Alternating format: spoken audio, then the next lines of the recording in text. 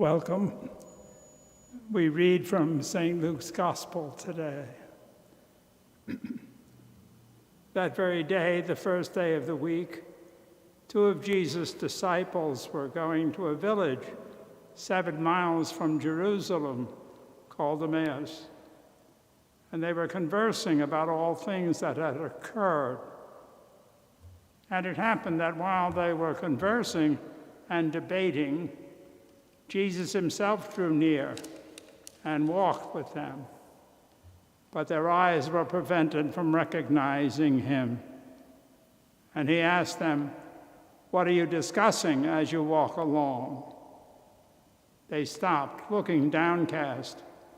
One of them, named Cleopas, said to Jesus in reply, "Are you the only visitor to Jerusalem who does not know of the things that have taken place these days?"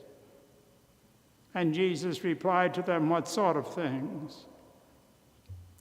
They said to him the things that happened to Jesus the Nazarene, who was a prophet, mighty in deed and word before God and all the people.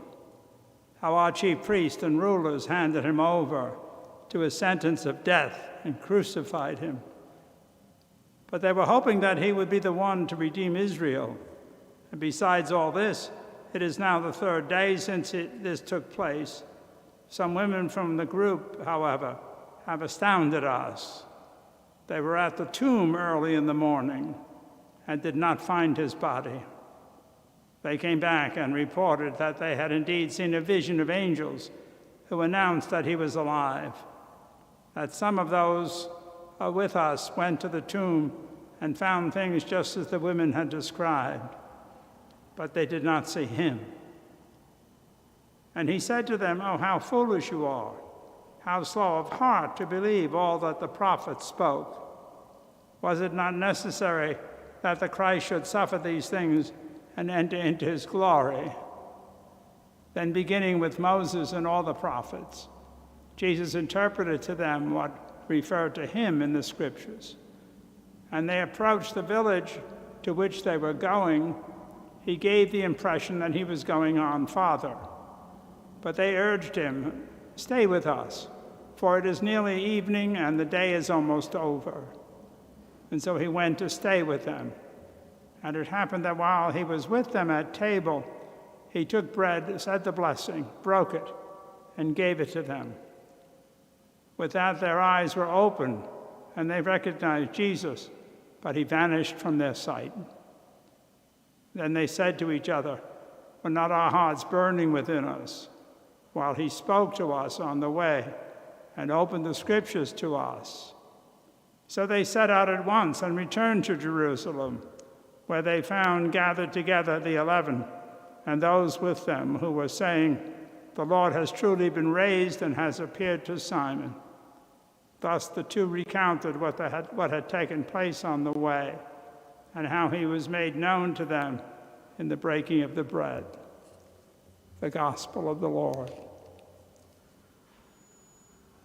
This rather long account of the trip to Emmaus has a certain rhythm to it that can lull me into not paying attention in a sense. But actually, I think what it does is sets a tone. And it strikes me that it reminds me of prayer, that the journey is long. And prayer, well, it's like the two men who were walking. And then this third man joins them, not an uncommon practice.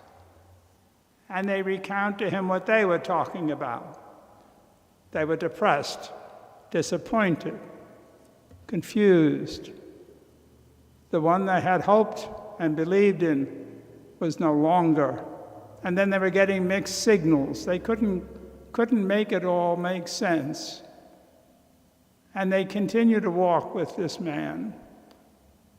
And they get to the place where they were going to spend the night and invite him to stay.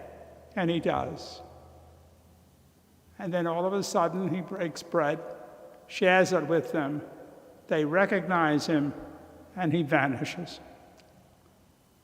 That's the rhythm of prayer, it seems to me, that I tend to pour out all my troubles, my requests, my expectations, telling Jesus all about things he already knows because he walks with me.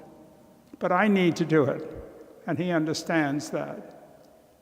And then there'll be a moment where I experience him, always a moment of love, often looking back. But it's that moment that confirms that he's always walking with me. He's always listening.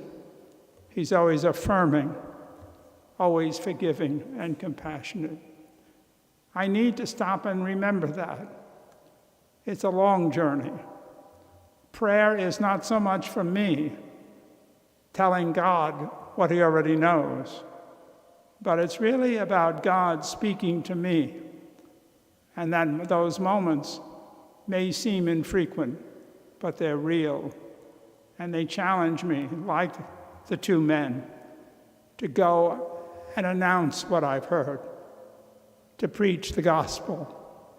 We have Mary Magdalene do it. We have Peter and John doing it.